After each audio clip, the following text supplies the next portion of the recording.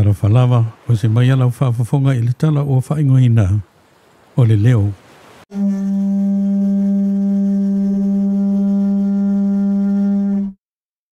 Ke lo o ili uso koi kiki a hui umaro o sai. Whai so o kere mena e o ke some sole. O le roro a sau wha maa. O sa sa lupea o le vale son. A me sena pe engi kingi. O so en mika. E lo e le makango maskingi o koreki. O ai koreti. Se le finge o paulo o sosong popele o St. Mary's. O ia. Se le eo so maka maro. Mai. Se le. Eka minga nga kauria e se whangusea o whakaunga seanga ila. Ke uia en ma ke kira ai lango o whangusea. Se le. Se o koe ke lo. O mako i o wikana hoi. Koe ki au whapea koe ki au tu ina ro moi. O le le fia leo le tamoa o ta ia lalo. Ua masua antu ilo na uso o tuisa. Ai ua vave o na whaalava tuisa. Uso. Si ua umo whantata nua nā mea. Nara toi whaamanatu tu lava o onga sia tata maha. Se ilo hasi pala ai e o rola umi. Ia le nā, e ilo le lei ai ko le tia te le whaatau whausia. Ai uwal mai mau ai wholo taimi. Ia o onga ilo so le peka kuku mai le anganga skingi so le ai. Tau so mai fo iso le fika wha le manga ia le kamare o keso. I au e te popole. Wa e ilo fo i whai mai tama. A e ha mi o le lei.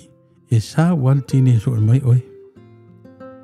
Ai oi te amana i o fosita mo ki some, pauana i ana fo i fika. Ai leo sisi. Sita ma fo se tātou nu, ia tau te reo hoi peta te ainga i. O leisi mea, ia o ki some nai whai mai whai pē. Ia o ami o ana whai pē, anara e se atu e mo oi. O tala noanga i a atama. Mai moni lava e le aini whānahu ato atua. A he tūlanga e se i lava le whānahu aratoa ina tā waso i whānahu o mālinu atua.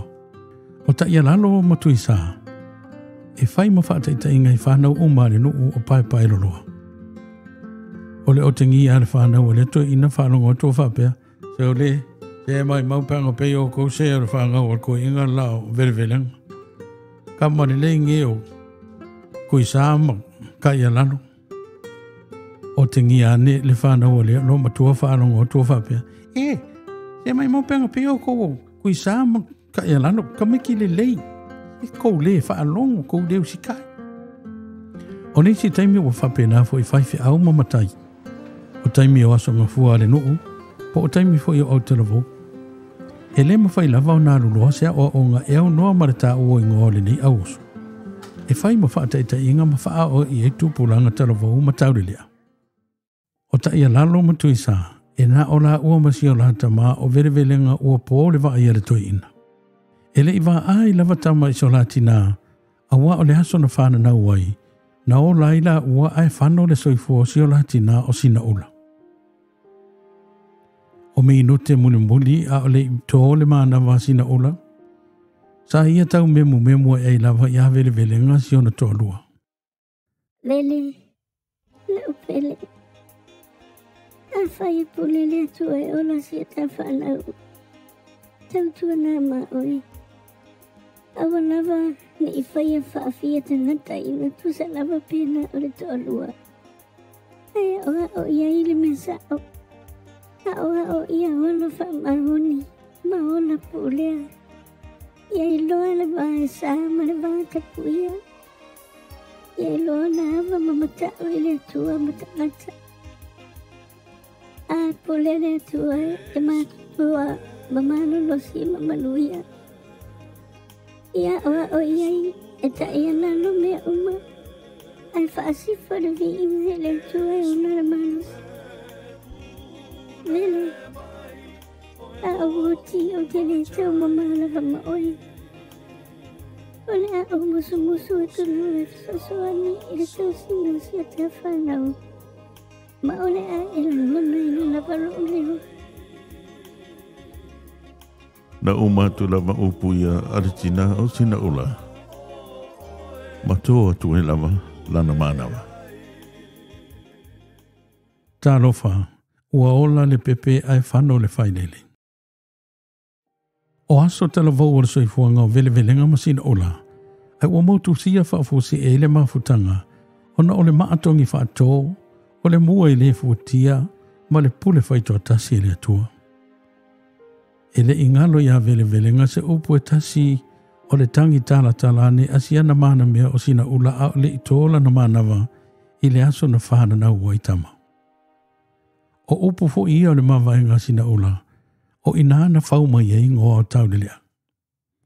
O ta ia lalo, e whaamana tua i le whai mai o sina ula, a pulele atua e whiola mamalo losi mamanuia, ia ta ia lalo mea uma ai whaasifo le vi inga i le atua. O le ingoa tuisa, e mana tua ai mo ongo sina ula. A whiola tama, ia oa o ia i loa tu, i loa savali matau tala, matau si le vanta puia ma le vaesa. Le vā mamatua. E pō le va ia velvelenga ina ua sa tia e le tangifa a o lama i se tasi pō. Ai uta i lua sifuru lima tausanga le mātutua le masanga. Ai utua na i ma ua tō i tua po lima i le tele o atu vasa, mātua wa o whaingata ma mawhatianga o le tau whaafai le ina mai o le masanga a o pepe mea mea se ia o i le mātutua ua ienei. Ua le ese ma se vāngana a se tūla whale ua tū māua lunga se launga i se tali ngā paulo. E whapena fo i ona sili ona tū māua lunga le whaiwa vele velenga.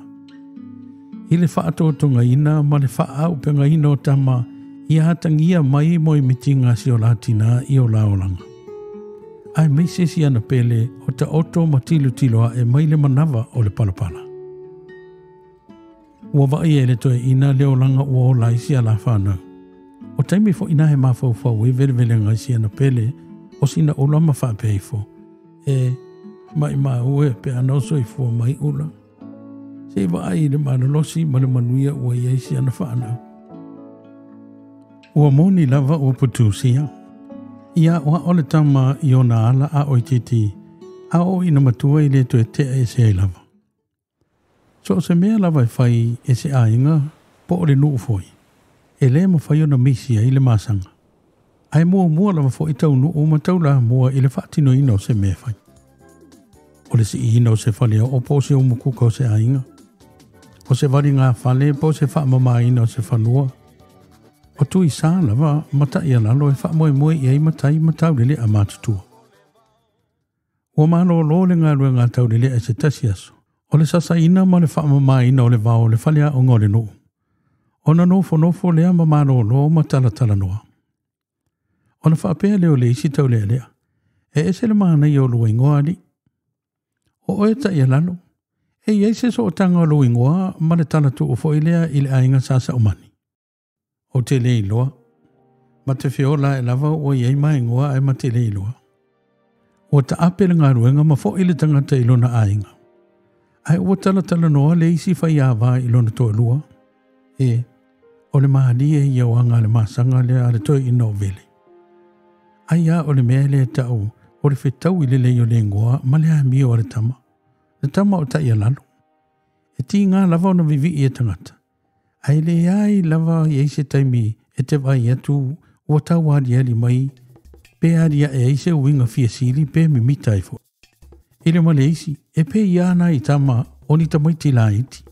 E tau la mua lava nga ioi e lingi se vai po se wha alo e tali eise ngā luenga. E hata mamai e whaile whai vore tau tua ma le nofo tua vai e le tau wha atonuina. E ui lava ina tū mā walunga ma mātila tila le mātango fie o le olanga o nei whānau. Ai oto ilalo matui sā e le o ni angelu. Mai le ma whai fo i ona sao mai i le fe ese ai ma le fe maali le ai i si taimi. Aua o winga māsani i o le soifuanga. O aso o solo le lei. O aso fo i o ngā lua maluta le fōlanga. Peitai. E le ma whai ona pō se aso o tū mau se fe ese inga i le vāo le auso. A sala uta ua tonu tai. A se fo i tai ua whaatonu wholau uta. O le ala lea, e ui lava ina le ato toa whanau o le to ina o velevelenga pe fo i o le to tele o alo ma whanau. Ai e tū mau lava ona tūlanga e se lo laolanga mai le tele o alo ma whanau o le nu. E fo ala mea lava le au so ia ila o lava. E au noa ma le toi tau wha manatu pe toi tau wha tonu mai e si o la tua haere toi ina tau aso vele vele. A i tale tama o tui sa, ua whau tua wha tina le tama o ta ia lalo. E wha pēnā fo ia ta ia lalo. Ma ua maasani ai lo la soifuanga i aso ta itasi. E le a tangia fo ini o la wha le tonu ilo la ua lava waa wha le oso i tangata i le vainga mai fafu. A wae tu mau lava le wha alo alo ma le ola pūlea. O tama fo i o ta ia lalo ma tuisa. E le ngata ina loto ngatasi. Ai fi whaasua i lava o la langona i mea oma. A whai fo i ei se taimi pe o se mea tau fi ese ai tama. E wā ili lava masufi o la manatu se ia o ina maari lie i le mea o silia na la teltonu e sao. O ta ia lalo fo i matuisa. E alai o na tūlanga ese mai le toa tele o tūpulanga. O na o winga ia pe o na tau. O mea fo i e fuafua e tama ma fie fai. E sea isi tūpulanga o le nu ona la tō whaia pe ma fau iei. E iei se ta siaso. O tala noa i tama ma mafau ma whai ele la tonu ma o loto maadidie. O le awha aluina se aso atua, e whai ai se mea e la tele i whai alava mōmua. Mo le isi lua se furu wha i tū la mai le amatanga o le aso whau se ia o inaulia le isi aso. O le ala le to e whetanga ofia i a la telefoni whea vea. E le to e whetanga ofi fo i a la computer. Le aise TV, le aise le tio, le ai fo i ma se whailo inga po ni tana noanga ma so se isi lava tangata, se i vanga na ala la tama. Ai ia whaalu atoa le taimi lea mō na o i la ua lava. E tala noa ma whaale le ia tili ai lo la alu alu iluma. Na o le tasi lava le aso, ma ia la matua i wha maoni i le tausinga o mea oma, ua la whaatu la whanoina mo le la sini whaatu. O le amatanga fo i o la so atua. O le asava vadi ai ina ia la au sia le tumutumu o le maunga o lo tu wha lava i tua maota o le nato nu o pai loloa. Ai le i afa le aso. Ua o i le tai ao sa fuafuaina. Ua mai au na tā pena e tama le tau mawhatanga si o la tama e tā waso e tu uai. Ma ua amata loa le la savaninga. Ua alu alu le sopoanga. Ua amata o na savadia e tama le au vai maunga. O lo tafe ai le vai tafe ma e te tau o na la sopo ia. A o asa hasa tama i le ave o le vaianga i atu i le isi tu. Na whaafose e ai o na lai lo atu se toe ina malana whanau sa whaamalu i le vai. O lo tau mawhai e la vea i se tasi i le whanau o lo ua tau mai lemo i le maa losi o le ave o tawhenga. I le toe whaatari le tama o ta ia lalo, ai ua au atu wa la vea i mai.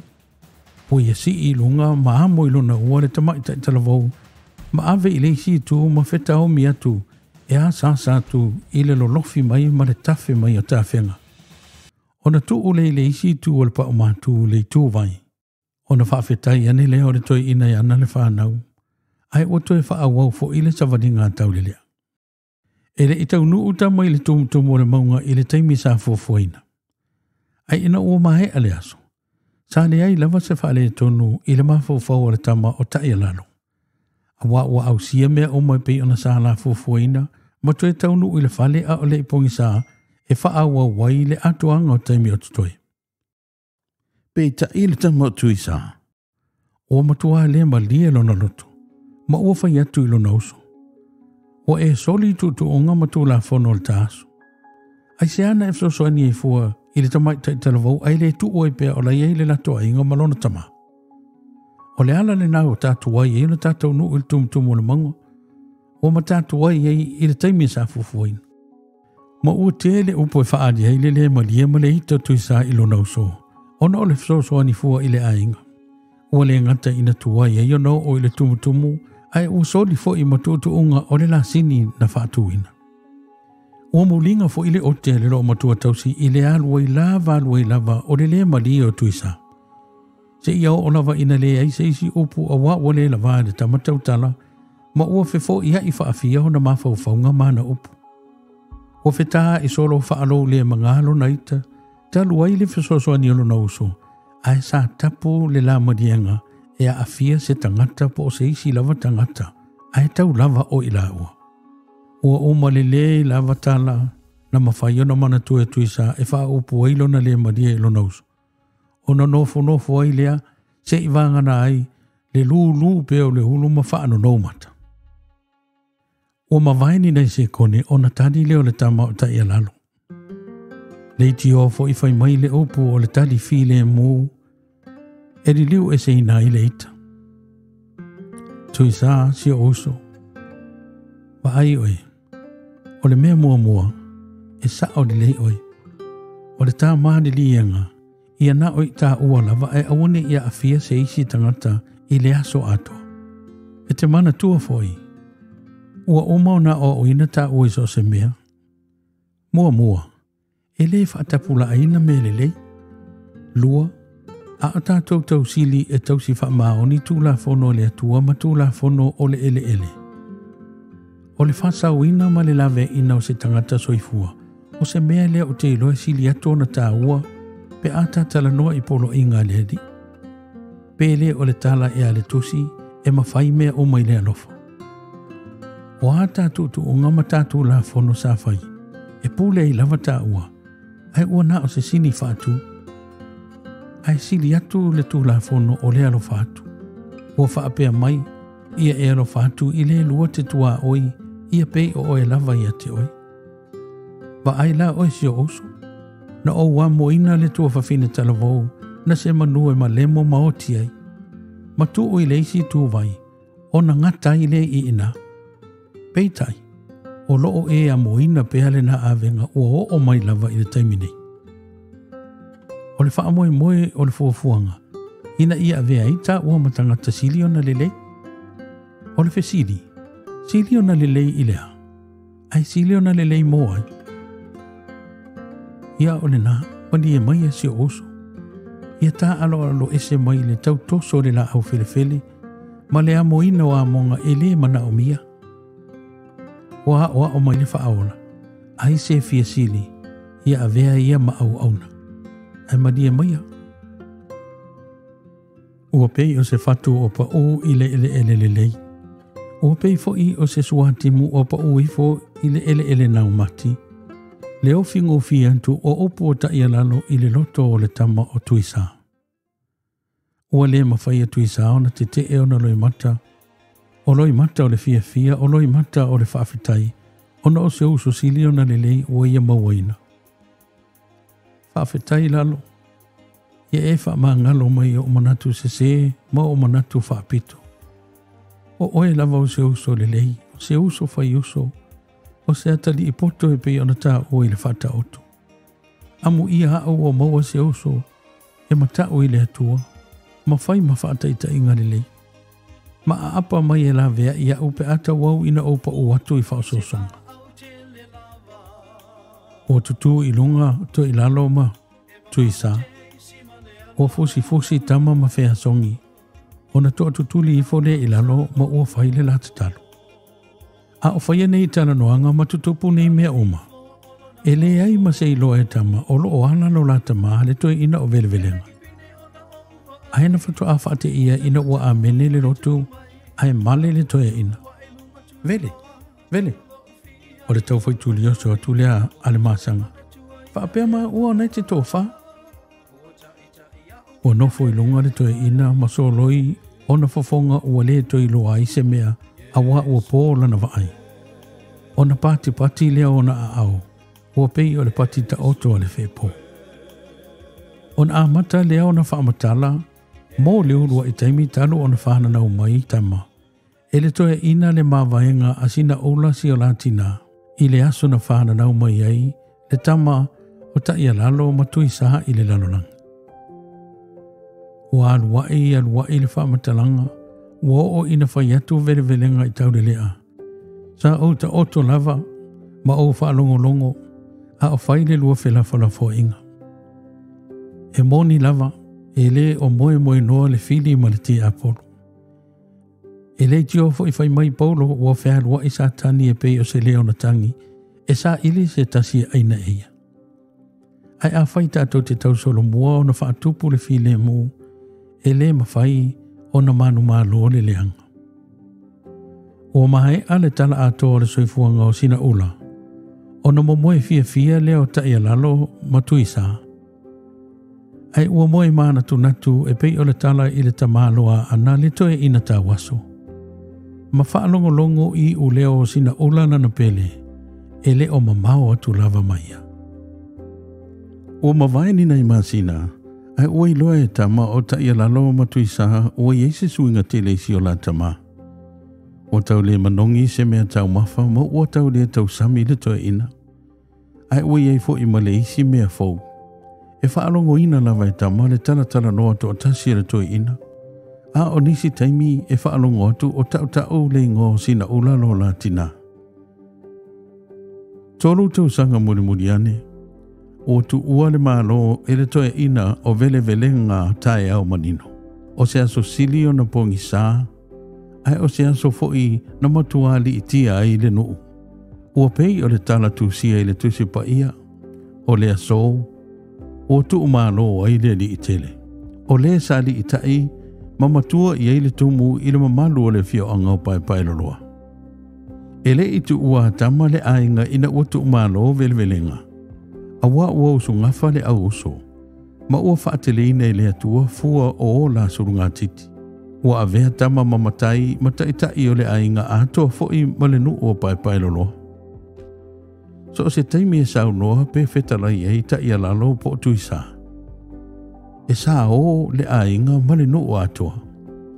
E whaalo longo tangata uma i le tō whaalo loto ma le maalia o le whautau tanga mamau. O mawai tausanga, o soloa i mai fo'i tausanga. O whaasolo fo'i ina whaamatua tangata le soifuanga o ta ia lalo matuisa. Ai le mawhai lava o na unoa i la ua. Ma le whaalongo ina pea o i uleo ma leo o velevelenga masina ula na i o la mātua. O le tala ua whaingoina o le leo